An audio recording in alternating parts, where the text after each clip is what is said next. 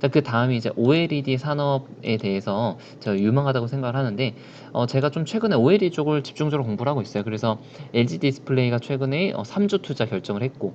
네, 안녕하세요. 중수투자자입니다. 이번 영상은 내가 시장을 보는 눈이라는 제목으로 영상 좀 찍어보려고 하고요.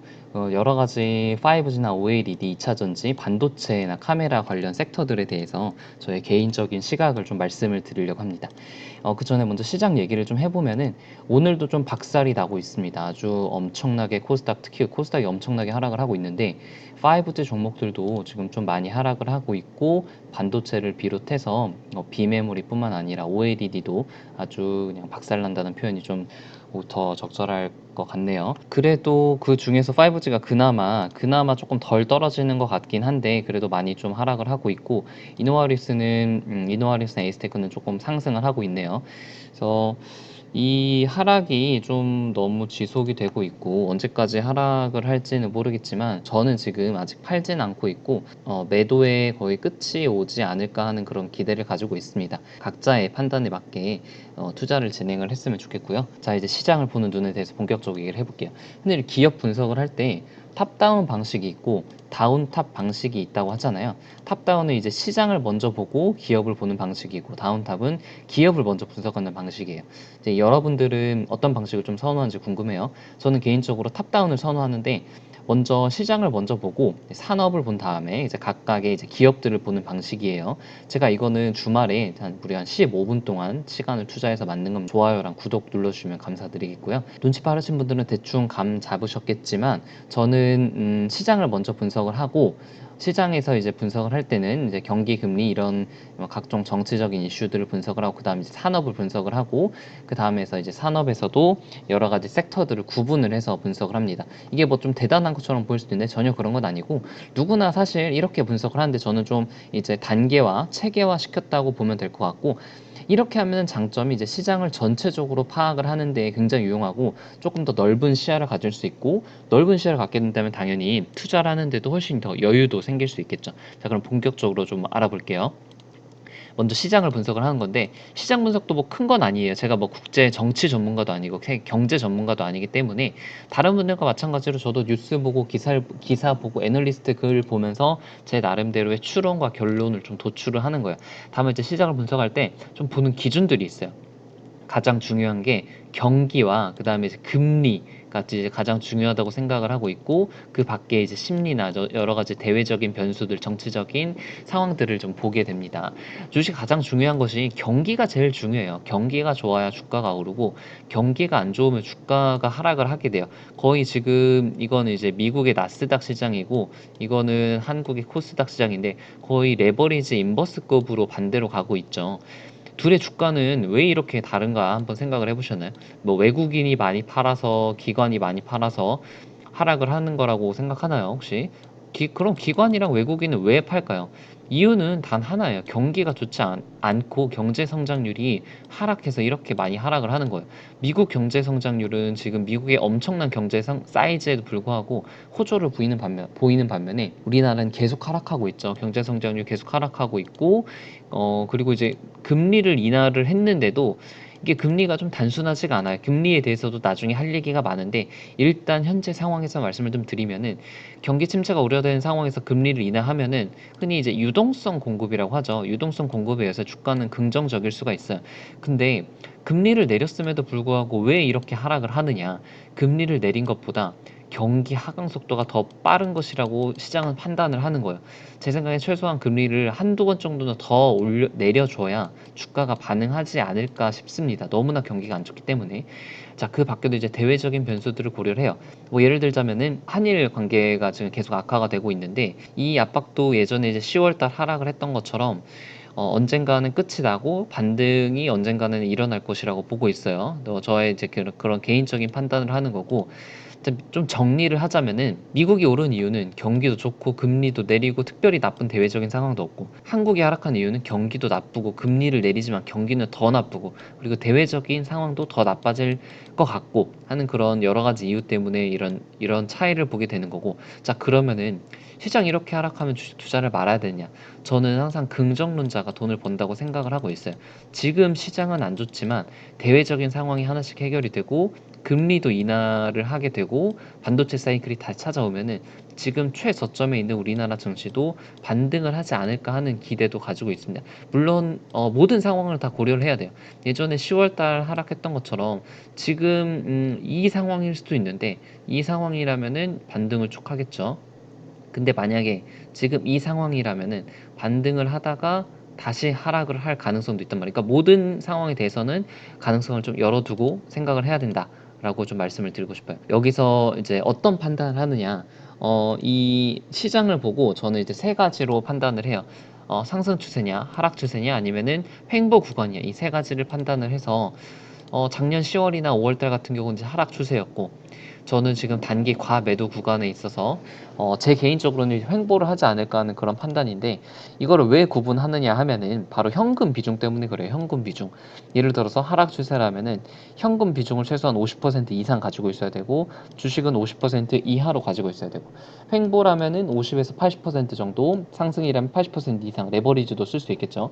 그래서 이 시장을 판단하는 판단이 중요한 이유가 이런 추세를 판단을 하고 그거에 따라서 주식 보유 비중을 결정을 할 수가 있기 때문에, 저 같은 경우는 지금 한 50에서 80% 가지고 있는데, 사실은 이렇게 하락을 할 때는 현금을 좀 추가적으로 확보를 하진 못했죠. 저는 한 7, 80% 가지고 있는데, 그래도 이렇게 현금을 가지고 있으면은 지금처럼 엄청나게 크게 하락을 해도 반등할 때 다 회복을 할 수 있다라는 그런 자신감이 있기 때문에 마인드 관리가 된다는 측면에서 현금 보유는 항상 이렇게 가지고 있어야 됩니다. 그래서 마인드 관리가 이제 가장 중요하다고 볼 수가 있고요. 다음에는 제가 산업 분석을 하는데, 산업 분석도 사실 별거 없어요. 어떤 산업이 있는지 파악을 하고 어떤 산업들이 성장성이 좋은지 파악을 하는 거예요. 여러 가지 섹터들이 있잖아요. 제약바이오부터 5G, 반도체, 카메라, 자동차, 수소차, OLED, 조선처럼 엄청나게 많은 산업들이 있는데, 이 중에서 유망한 산업들을 몇 개를 좀 분석을 해요. 주요 리포트나 뉴스 등에서 뉴스를 통해 좀 분석을 하고, 다들 아시다시피 여기서 가장 유명한 산업은 5G이기 때문에 제 포트에도 가장 많은 비중을 가지고 있어요. 그 밖에도 제가 좀 유망하게 보는 게 이제 OLED나 2차 전지, 카메라, 조선 등이 좀 유망하게 보는데, 각각의 처한 좀 상황이 다르고 좀 대외적인 변수들에 많이 영향을 받는 것과 그러지 않은 것들이 있는데, 이거에 대해서 좀 말씀을 드릴게요.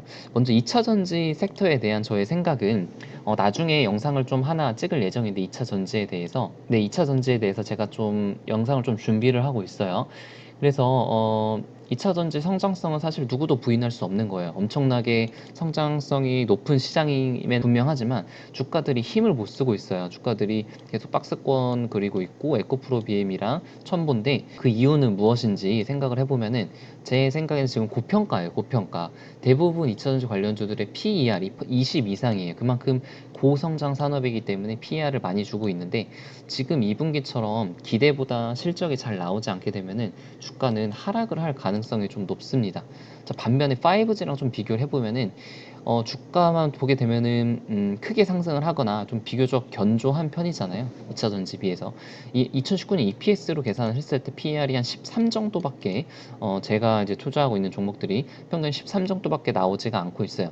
물론 2차 전지랑 5G를 동시에 같은 PR로 주는 것은 무리가 있어요. 왜냐하면 2차 전지는 앞으로 꾸준히 계속 한 5년 이상 성장을 할 그런 산업이기 때문에. 하지만 이제 산업의 성장성이 높더라도 현재 PR이 지금 2차 전지처럼 20 이상으로 높게 되면은 지금처럼 실적이 딱 눈에 보이지 않을 때 주가도 좀 같이 빠질 수 있다는 것을 알고 있어야 돼요. 그러니까 제 생각에는 이제 관심 종목을 가져두고 좀 어느 정도 충분히 하락을 했다고 생각을 하고, 투자 사이클이 어느 정도 끝날 시점, 즉 영업 에버리지가 발생할 시점이 투자의 적기라고 생각을 좀 하고 있어요. 그래서 저는 계속 관심 종목에 두고 좀 지켜보고 있는 그런 상황입니다.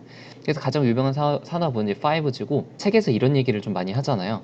1등 기업을 선택을 해라. 왜냐면 1등 기업이 그만큼 시장의 독점력도 있고 업황만 괜찮다면 가장 돈을 많이 벌 가능성이 높기 때문이죠. 근데 그 전에 저는 마찬가지의 개념으로 어떤 산업이 가장 잘 나갈지를 먼저 고민을 해야 될 것 같아요. 지금 어떤 산업이 가장 돈을 많이 벌죠? 정유나 화학 섹터가 돈을 많이 버나요? 아니면 반도체나 자동차가 돈을 많이 버나요? 주가는 굉장히 정직하고 굉장히 그 실적을 그대로 반영해 줘요. 우리나라 기업을 먼저 볼 때 어떤 기업이 가장 클지를 먼저 보면은 5G가 지금 가장 대장 산업으로 볼 수밖에 없다는 것이 저의 생각입니다. 자, 그럼 반도체에 대한 저의 생각은 반도체는 정말 좀 어려운 것 같아요. 이게 이제 사이클 산업, 다시 말해서 좀 시크리컬 산업이라고 하는데 이게 그 일반적인 성장 섹터랑은 좀 다르게 실적이 잘 나올 때가 오히려 고점이고 실적이 잘 안 나올 때가 바닥이에요. 그건 알겠는데 이거를 적용시키기에는 제가 아직 좀 실력이 부족한 것 같고 제가 이게 완성이 되면 이름도 이제 중수에서 고수로 좀 바꾸겠습니다. 근데 제가 제일 이제 반도체 중요하게 생각하는 게 반등 시점이지 않을까 생각을 하는데 이거는 제가 올해 초에 좀 캡처를 했던 사진이에요. 그래서 반도체 투자 사이클이 내년에 올해에 비해서 이제 정점을 찍을 거라고 하는 그런 기사였어요. 이제 그때 그 당시 디램 가격도 $5 정도였고 투자 비용을 보면 2019년이 2018년에 비해서 엄청나게 감소를 하죠. 근데 2020년이 $670억 달러로 굉장히 증가를 한다는 그런 기사를 봤어요. 그래가지고 메모리 반도체 장비 투자가 크게 늘어날 것이다 2020년에. 그래가지고 테스가 굉장히 많이 상승을 했죠. 60% 이상 상승을 했는데 이 기사들이 후속 기사들을 보면은 2020년에 584달러, 그러니까 원래는 약간 670억 달러에서 584달러로 100억 달러가 넘게 감소를 했습니다. 이게 여러 가지 대외적인 미중 무역 전쟁이라든가 여러 가지 무역 갈등이 많이 있기 때문에 투자를 섣불리 할 수가 없는 거예요. 그래서 반도체의 저의 결론은 내년에 투자가 아무튼 올해보다는 더 많이 집행될 가능성이 확실히 높다. 투자가 많이 될 것은 확실하지만 워낙에 대외적인 변수가 많아서 반등 시점을 예측하기가 어렵다. 내년이 올해보다는 더 주가는 상승할 가능성이 높지만 이게 하락할 때는 또 더 크게 하락할 가능성도 있기 때문에 쉽게 투자하기는 어려운 섹터가 반도체 시장이라고 저는 이제 생각을 해서 섣불리 큰 금액은 투자를 하지 못하고 있는 거예요.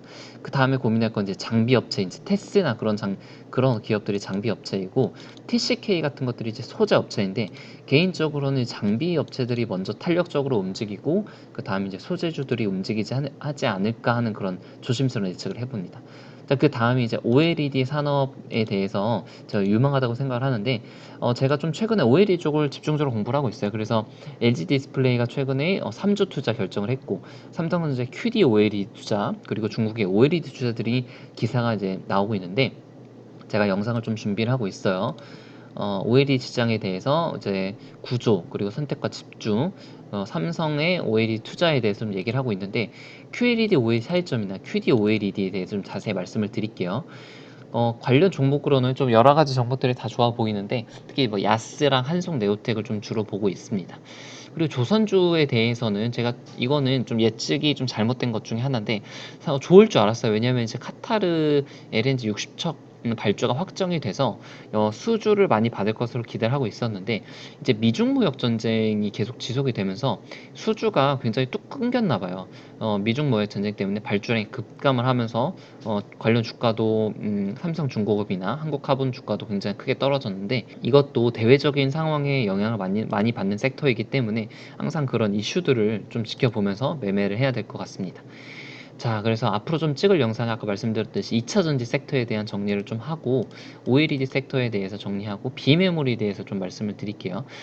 저는 이제 개인 투자자이기 때문에 어떤 전문적인 지식은 기대하진 않으셨으면 좋겠고요. 그냥 개인 투자자 입장에서 저만의 좀 생각과 정리를 하는 그런 채널로 생각을 해주셨으면 좋겠습니다. 아무튼 오늘 시장이 좀 너무 안 좋고 지금도 계속 떨어지고 있는데 이렇게 시장이 하락하는 상황에서도 시장이 이제 반등을 할 때 어떤 섹터들이 이제 더 크게 반등을 할지 그것을 고민하는 시간을 더 갖는 것이 중요하다고 생각을 합니다. 네, 이상으로 영상을 마치고 구독이랑 좋아요 눌러주시면 감사드리겠습니다. 네, 이상입니다.